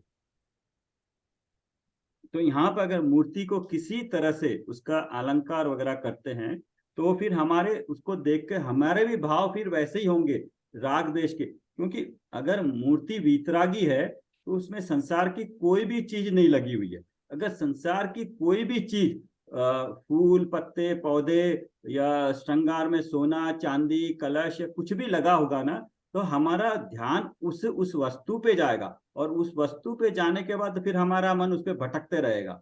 तो इसलिए वो ओरिजिनल भी वीतरागी थे ही, तो अभी जो उनकी क्योंकि कॉपी बननी है ना, एग्जैक्टली वो वही नहीं है, लेकिन कॉपी वैसी ही होनी चाहिए। तो वीतरागता होनी चाहिए उनमें। तो वीतरागता मतलब न राग है न द्वेष है। तो अगर राग द्वेष नहीं है तो उनका न तो उनकी प्रतिमा को किसी तरह से किसी भी राग द्वेष वाली चीज से अलंकार किया जाए। नंबर 2, न उनके पास राग द्वेष वाले कोई शस्त्र हो कि उनको किसी चीज का डर लगे, किसी से डर लगे तो उनको बचाने के लिए किसी तरह का शस्त्र हो, ना किसी तरह का स्त्री या कुटुंबजनों का उनका साथ हो। बिल्कुल अकेले वीतरागी मुद्रा बिना किसी परिग्रह के वो मूर्ति होनी चाहिए। इस वीतरागी का मतलब ये हुआ। पर श्वेतांबर परंपरा में ये डेकोरेट करते हैं, मूर्ति को आंगी करते हैं, तो वो अपना भक्ति रूप अपना भक्ति को प्रकट करते हैं। आपको इनडायरेक्टली क्या होना चाहिए ये बता दिया है। अभी क्या होता है उसको अपना निर्णय लेना पड़ेगा। वीतरागी किसे कहते हैं ये बता दिया इसमें। अभी वो होता है तो आप उसको देखिए, तो उसको होने से जब जैसी चीज देखोगे वैसे ही आपका आलम्बन हम क्यों लेते हैं, तीर्थंकर का अरिहंत का आलम्बन, मूर्ति का आलम्बन क्यों लेते हैं? उनमें हमारे संसार में तो राग द्वेष है ही है, वो उसको कहीं जाने की जरूरत ही नहीं है। हम जाते मंदिर इसलिए है कि उनकी जो वीतराग मुद्रा देख के हम भी राग द्वेष का त्याग कर सके, उनसे ज्ञान प्राप्त कर सके। उन्होंने जो सर्वज्ञ में ज्ञान बताया हितोपदेश में, वो ज्ञान हम उनसे ले सकें, उसका चिंतन हम कर सकें, इसलिए उनका अवलंबन लेते हैं। घर में बैठ के भी कर सकते हैं ना हम चिंतन तो, लेकिन वो वातावरण उनको देख के इस तरह का होता है। अगर उसमें वीतरागता ना हो, कोई भी ऐसी वस्तु जो राग द्वेष है, तो फिर हमारा पर्पस सॉल्व नहीं होगा ना। उनका तीर्थंकर के गुण ही यही है, वीतरागी सर्वज्ञ हितोपदेशी होते हैं। आप बाल बोध पाठमाला में सबसे पहले एक ही चीज पढ़िए, वीतरागता। और वीतरागी का मतलब उनका राग और द्वेष। और राग द्वेष हमने क्या पढ़ा? कषाय। आज पढ़ा है ना, आज में पढ़ा है राग द्वेष मतलब, राग और द्वेष मतलब कषाय। और कषाय मतलब चारित्र गुण। कषाय मतलब चारित्र गुण, और चारित्र गुण मतलब उन्होंने चारित्र गुण पूर्ण तरह से अपना प्राप्त कर लिया, यथा क्या चारित्र प्राप्त हो गया, और चारित्र प्राप्त करने से पहले क्षायिक सम्यक्त होगा, और क्षायिक सम्यक्त मतलब मोहनीय। तो मतलब ये पूरी प्रक्रिया, वो मोहनीय से क्षायिक सम्यक्त हुए, फिर यथा क्या चारित्र प्राप्त किए, तब वीतरागी दशा हुई। वीतरागी दशा होने के बाद हमने पढ़ा था 10वें गुणस्थान में वीतरागी दशा प्राप्त होती है, 12वें में, तो जाके वो 13वें में केवल ज्ञान और केवल दर्शन होता है। तो ये पूरी प्रक्रिया में फिर इसको आप कैसे फिट बैठाओगे, अगर आप उस पर रागी द्वेषी देखोगे तो। रागी द्वेषी है तो कषाई हो गए, और कषाई हो गए तो कषाई हो गए तो कषाय तो हम भी हो गए। हम में और उनमें फिर क्या अंतर डिफरेंस करोगे? नहीं, वो नहीं, मैं क्या बोल रहा अपनी हूँ, भक्ति का वो नहीं, एक आप उसको आपको चिंतन करके अपना सोचना पढ़ेगा। हाँ ठीक है। मैं जो सही है ना किताब में जो दिया है, क्योंकि भारिल जी तो अपना एक्सपीरियंस के पूरा शास्त्रों का घोटन करके और लिखते हैं ना, वो तो जो शास्त्रों में दिया है कोई भी बात झुटला नहीं सकते हैं। और हम जानते हैं वीत रागी, राग और द्वेष। और मैं ये बता रहा हूँ राग और द्वेष क्यों होगा मूर्ति को देख के। आपने दो चीजें होती है, शास्त्र पढ़ते हैं ना, एक तो शास्त्र में जो लिखा है ना, हम क्या करते हैं, हमें जब बुद्धि हमारे पास है, हम चाहते हैं कि अपनी बुद्धि लगा के शास्त्र को उस हिसाब से एडजस्ट करें। वो नहीं होता। हमारी बुद्धि को शास्त्र के अनुसार अपनी बुद्धि को व्यवस्थित करना होता है, क्योंकि शास्त्र प्रमाणित है, ये वाणी प्रमाणित है, ये सही है, ये नए के हिसाब से भी सही है, सही चीज बता रही। हम सही चीज देख के सही चीज हम ग्रहण करें, या हमें जो जितना ज्ञान है असत्य, अभी तो मिथ्यात्व का ज्ञान है, उस ज्ञान के हिसाब से हम शास्त्रों को ठीक करें, ये अपने आप सोचना पड़ेगा ना। हम जो कर रहे हैं उसको अगर हम जस्टिफाई करना चाहते हैं तो उसका परिणाम भी हमें भुगतने के लिए तैयार है। परिणाम जो भी होगा उसके अनुसार जो परिणाम होगा वो हमें ही मिलेगा वो। बट हमें अगर वीतरागी बनना है तो हमें वीतरागी भगवान का ही अवलंबन लेना पड़ेगा। क्या भगवान के सम्मुखरण में जाकर कोई भगवान के अंगों पर चंदन लगाता था, उनके अंगों को फूलों से सजाता था? यदि नहीं तो फिर आप यहाँ भी ऐसा कैसे कर सकते हैं? जो काम आदिनाथ की अयोध्या से संभव नहीं था, वो काम इस पंडाल में भी कैसे हो सकता है? हाँ, ये दे ही दिया, देखिए यहाँ पे क्वेश्चन आ ही गया आपका। हाँ, अब आंसर देखिए। इस बात को गहराई से समझने के लिए आपको इस द्रव्य क्षेत्र काल भाव को भूलना होगा और ये विचार करना होगा कि आप अयोध्या के नागरिक हैं और ये चतुर्थ काल का आरंभिक काल है। आप भी इस महानाटक में एक पात्र हैं, भले ही आपने कोई बोली न ली हो, इंद्र न बने हो, सक्रिय कार्यकर्ता भी न हो, मात्र लाभ लेने ही आए हो, फिर भी आप अयोध्या के नागरिक के रूप में इस महानाटक के एक पात्र हैं। अतः आपका व्यवहार भी तत्कालीन अयोध्या के नागरिकों के समान शालीन होना चाहिए, तभी ये पंच कल्याणक असली पंच कल्याणक की असल नकल होगा और उसका पूरा पूरा लाभ आपको प्राप्त होगा। शायद आप ये तो जानते ही होंगे कि उस समय बड़े से बड़े अपराध के लिए मात्र 3 ही दंड थे, हाँ, माँ और धिक। यदि किसी से कोई गलती होती थी तो हाँ कह देने मात्र से वह पानी पानी हो जाता था। अधिक हुआ तो माँ कहा जाता था। माँ का अर्थ है कि ऐसा मत करो। इससे भी काम न चला तो धिक शब्द का प्रयोग किया जाता था। किसी को धिक क्या कह दिया मानो फांसी पर ही चढ़ा दिया। उस समय सभी सहज व सरल वृत्ति के लोग थे। हमें भी यदि आत्मा का उत्थान करना है तो सहज व सरल वृत्ति का बनना होगा। वृत्ति सहज और सरल वृत्ति का होना पड़ेगा।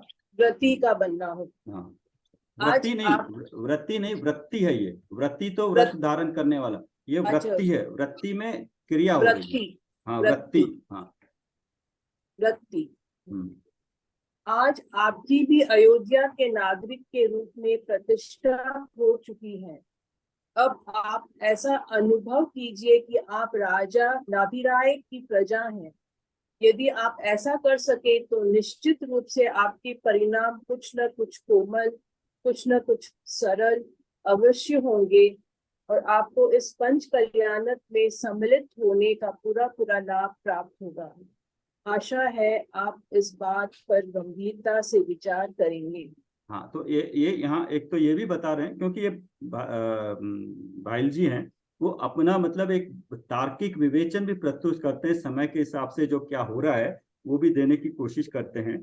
तो जब हम अटेंड करते हैं, वहाँ जब जाते हैं, तो जो माहौल होता है, तो माहौल में हम भी उसी में घुल मिल जाते हैं, उसी माहौल में। जिस तरह का जो नाटक का चल रहा होता है हिस्सा, हम भी उस नाटक के हिस्सा अगर बन जाते हैं, तो उसी तरह से हम भी भाग लेने वाले बन जाते हैं, तो उसी तरह से हमें फल भी उसी का मिलता है। हम अगर वो जो घटना हो रही है जिस समय की है, उस समय में हमको लेके चले जाते हैं। हम उस समय में बता रहे हैं, सहज और सरल वृत्ति के लोग थे। जो बोला है, गलती हो जाती तो जस्ट अरे बोलते ही मतलब उसको पता लगता था कि क्या बड़ी गलती कर दी है, या उसको ज्यादा मत करो बोल देते थे, या उसके धिक्कार हो जाए तो वो बिल्कुल ही इतना बुरा मान जाता था। तो ऐसी सरल स्थिति होती थी। कहते हैं कि आप भी उस तरह के सरल वाले बन जाओ, अपने तर्क और वितर्क मत लगाइए यहाँ पे।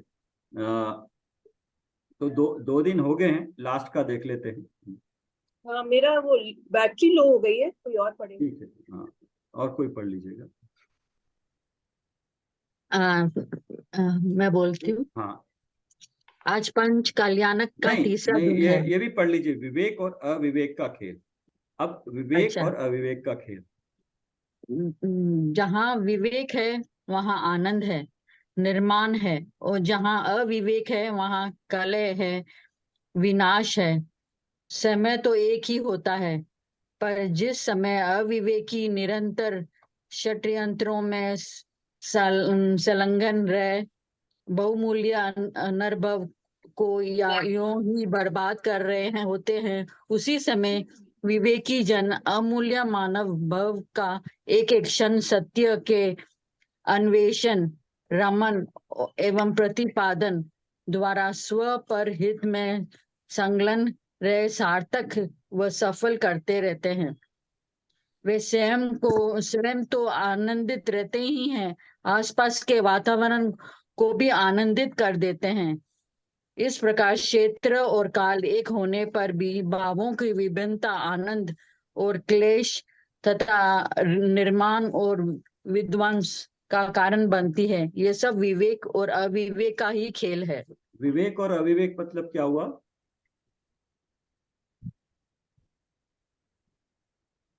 श्रावक का भी मतलब एक्चुअली श्रद्धा होता है। विवेकी श्रद्धावान जो कार्य करता है वो श्रावक कहलाता है। तो उसका विवेक का मतलब क्या हुआ?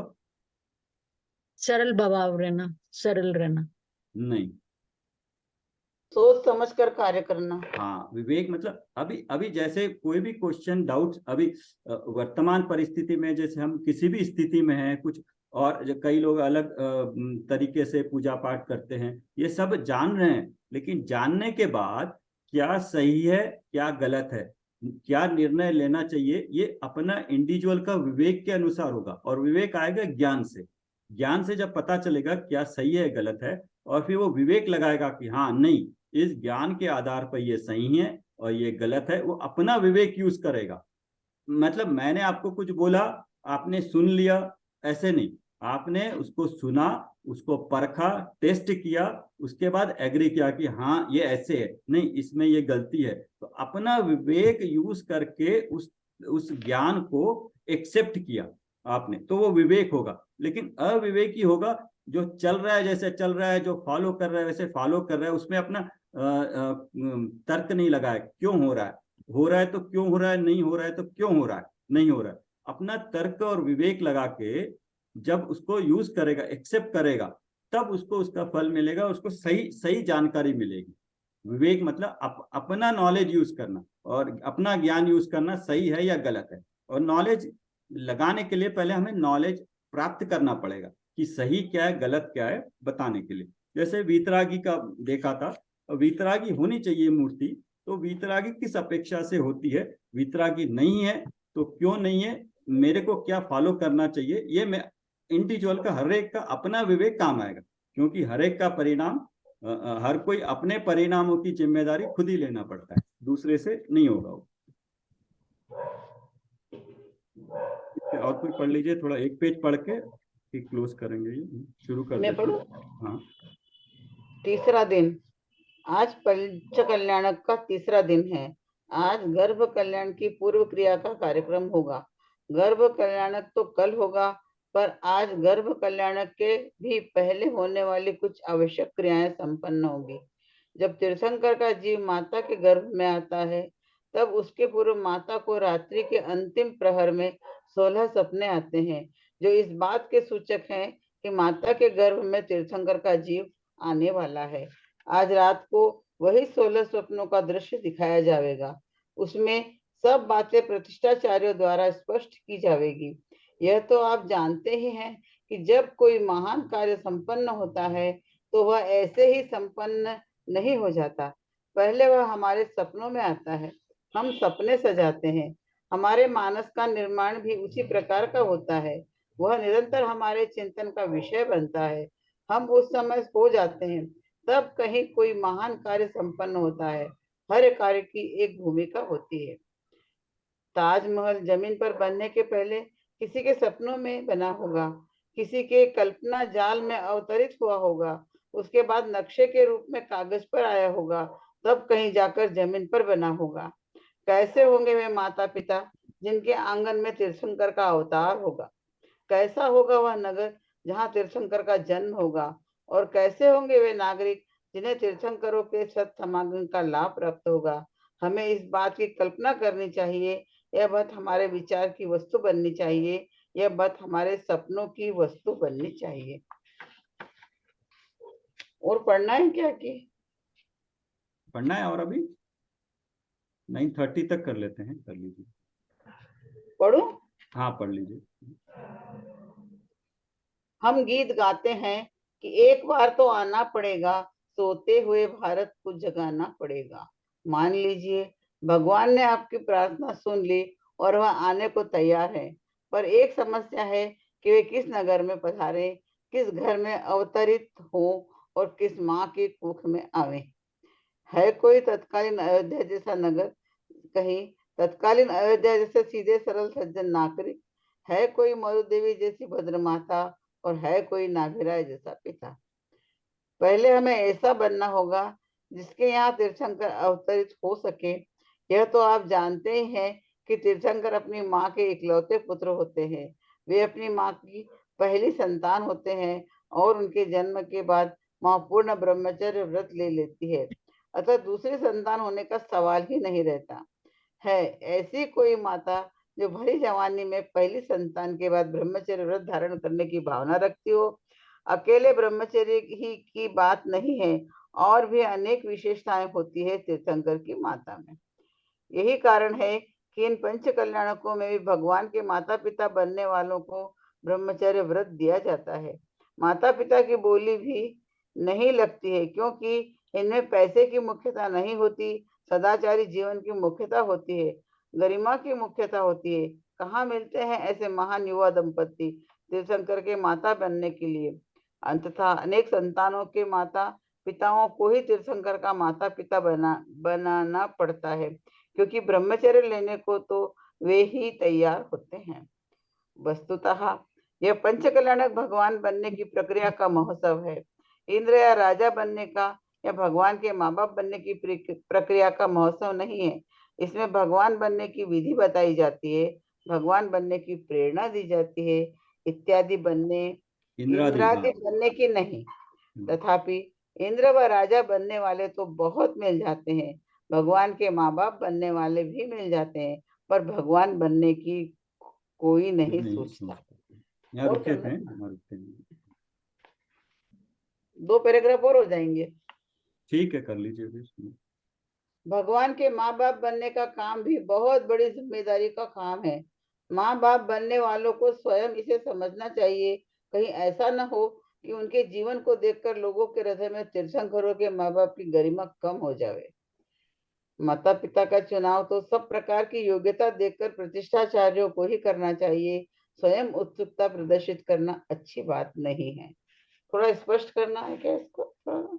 नहीं, समझ में आ रहा है कि जो बनते हैं वो बनते चुनते हैं, वो तो प्रतिष्ठाचार्य चुनते हैं, बोली दे या ना दे, बट वो एक प्रक्रिया के द्वारा सारे इंद्र इंद्राणी वगैरह जितने हैं जो उस वक्त होने चाहिए उनको वो चुनते हैं। फिर उस प्रकार से वही बाकी के पूरे 5 दिन, ये तीसरा से मतलब प्रथम यहाँ पे हो रहा है, ये 3 दिन तो पहले वाले हैं, कल से गर्भ कल्याण शुरू होगा तो 5 दिन चलेंगे, तो टोटल इस तरह से 8 दिन का हो गया है। तो इसलिए वो आज के बाद जो चुन गए वो 5 दिन वही कंटिन्यू करेंगे। एक्चुअली उनको हर समय में हर विधि के वक्त प्रस्तुत होना पड़ेगा, बाकी जो भी नियम बताएं उनको पालन करना पड़ेगा। तो ये होते हैं, पूरे के पूरे होते हैं, 7-8 है। तो उनको उनके द्वारा जो वार्तालाप होता है ना, उस वक्त जो सभा में होता है, उनके 16 सपनों को बताए जाएंगे, कौन कौन से होते हैं, हर एक का क्या फल होता है, वो पूरा इसमें फिर तत्व के जरिए बताया जाएगा। ये अच्छा है, ये तो पूरा काफी है, ये 90 पेज है, 16 हुए ना, रोज एक 10-12 भी हो तो 6-7 दिन लग जाएंगे, क्योंकि फिर इसका हमें वो भी लिखना है ना, असाइनमेंट भी लिखना है। तो एक बार एटलीस्ट पढ़े तो कुछ आइडिया लगेगा ना क्या लिखते हैं। कल से यही पढ़ लेते हैं। ठीक है, इसको खत्म कर देंगे, बट फिर ब्रेक हो जाएगा ना एकदम, वो नया सब्जेक्ट हो जाएगा फिर वो। सर वो तो चलने ही देना शुरू का तो। हाँ यस, उसको थोड़ा कर्मों चलने वाला देना। तो चलने ही देना, ये तो ठीक है, पढ़ हाँ लेंगे थोड़ा। हाँ, ये तो क्योंकि कहानी की तरह उसमें थोड़ा सा सोचने पे मजबूर होते हैं ना, क्या है, थोड़ा दिमाग लगता है, कुछ समझ में आता है नहीं आता है, तो अच्छा है। ठीक है। ठीक है।